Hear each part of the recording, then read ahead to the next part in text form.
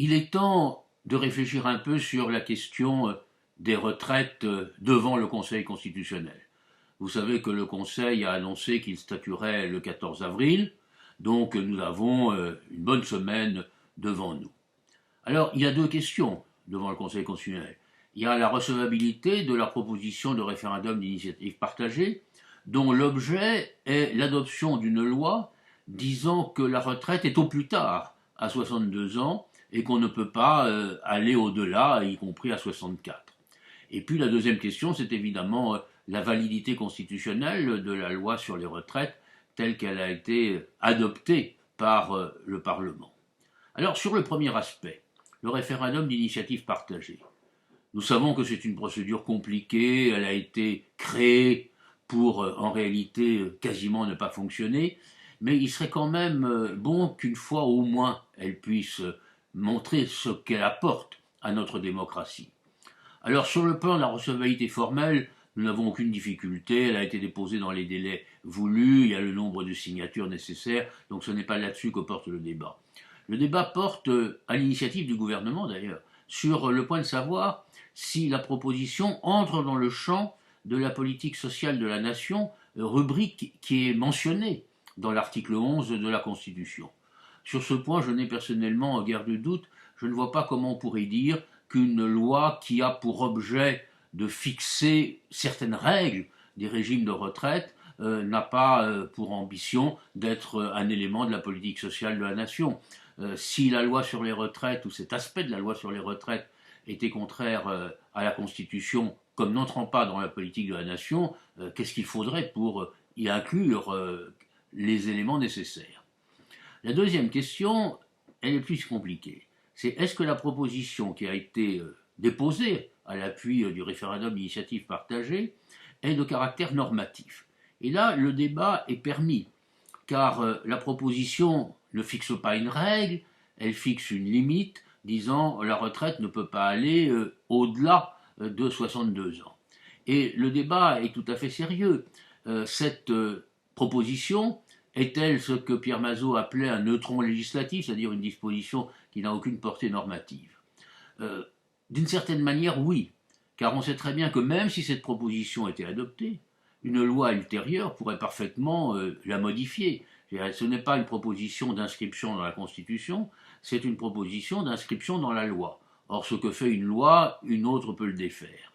Mais, dans le même temps, il y a quand même quelque chose de précis dans cette proposition, c'est-à-dire un âge limite pour la retraite fixé à 62 ans. Donc, le doute me paraît permis. Certains, évidemment, notamment du côté du gouvernement et de la majorité, soutiendront que ce n'est pas normatif et que donc il faut que le Conseil constitutionnel déclare cela irrecevable. D'autres, au contraire, diront c'est suffisamment normatif pour que la recevabilité soit admise.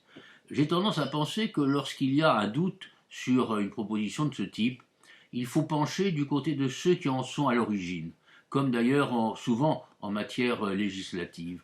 Et donc, il serait raisonnable de considérer que ce référendum d'initiative partagée est recevable, qu'il peut prospérer, et que s'ouvre alors une phase compliquée. C'est celle du recueil de 10% des signatures à l'appui de cette proposition de loi, c'est-à-dire 4,8 millions de femmes et d'hommes qui devraient signer une sorte de pétition. Bon, les initiateurs de la procédure disent que c'est possible, on verra, mais en tout cas, le pari est audacieux. Voilà pour le RIP. Bon, il serait intéressant, honnêtement, et justifié à l'opportunité qu'il soit déclaré recevable.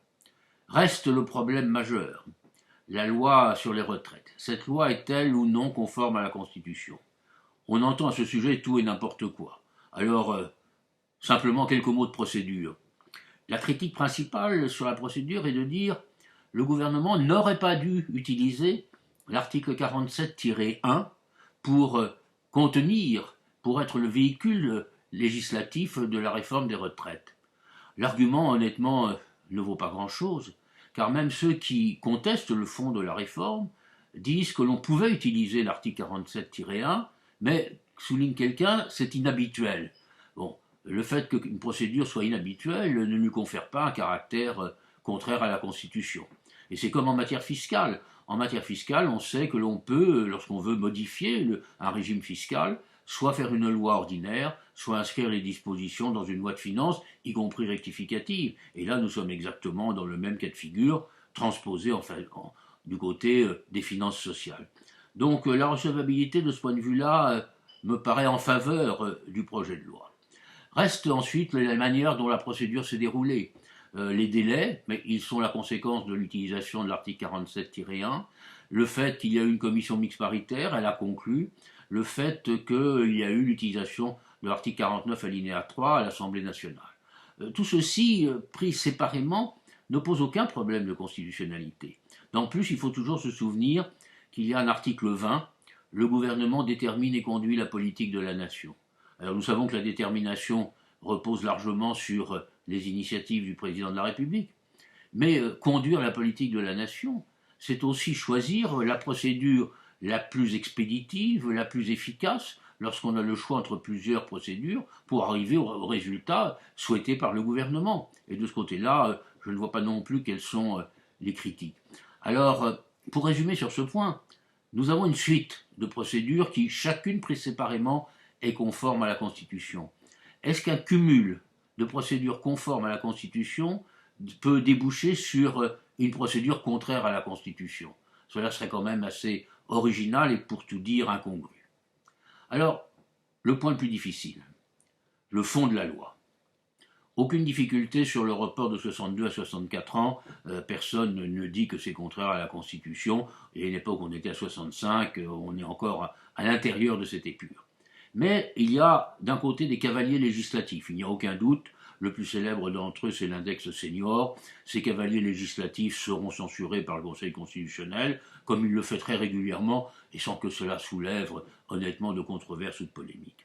Et puis il y a ensuite alors une question beaucoup plus délicate.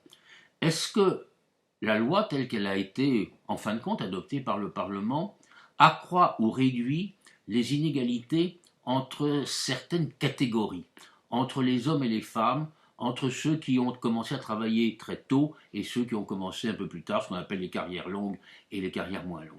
Là, il faudrait entrer dans le détail de la loi.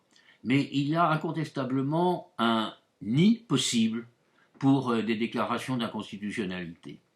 Si l'on parvient à démontrer que la situation issue de cette loi est moins favorable à certaines catégories que la situation d'aujourd'hui, il y a régression, et la régression est contraire à la Constitution. Si on démontre qu'il y a une vraie inégalité entre les femmes et les hommes, due à l'insuffisance, par exemple, des trimestres de cotisation ou des trimestres pris en compte, si on arrive à démontrer que ceux qui ont commencé à travailler très jeunes sont défavorisés par rapport à ceux qui auront commencé plus tard, là, il y a une vraie rupture du principe d'égalité. Et on pourrait imaginer que le Conseil constitutionnel censure ces dispositions. Mais pour cela, il faut que la démonstration faite par les requérants soit convaincante. Est-ce qu'elle le sera? C'est au juge constitutionnel de le dire. Mais en tout cas, on vérifierait alors que le diable est souvent dans les détails. Alors prenons un scénario pour terminer. Le référendum d'initiative partagée est déclaré conforme à la Constitution. La loi est pour l'essentiel validée. Est-ce que le président de la République va la promulguer? Il en a le droit, comme on l'avait fait d'ailleurs pour l'aéroport de Paris. Mais c'était une situation différente, car la loi sur l'aéroport de Paris donnait une possibilité, mais non une obligation au gouvernement. Et là, je crois que le président de la République serait avisé, si on a ces deux réponses, d'utiliser la procédure de l'article 10 alinéa 2 et de renvoyer la loi devant le Parlement en attendant de savoir ce que devient le référendum d'initiative partagée. Il serait quand même incongru, pour ne pas dire anormal, que l'on promulgue une loi, sachant qu'une procédure susceptible de la remettre en cause est en cours de développement et qu'elle est susceptible d'aboutir. Alors peut-être cela serait-il une sortie intéressante pour la crise politique, peut-être que la Constitution, dans ce cas-là, fournirait l'échappatoire que les uns et les autres cherchent. En tout cas, nous aurons l'occasion de reparler, certainement après le 14 avril. À bientôt, au revoir.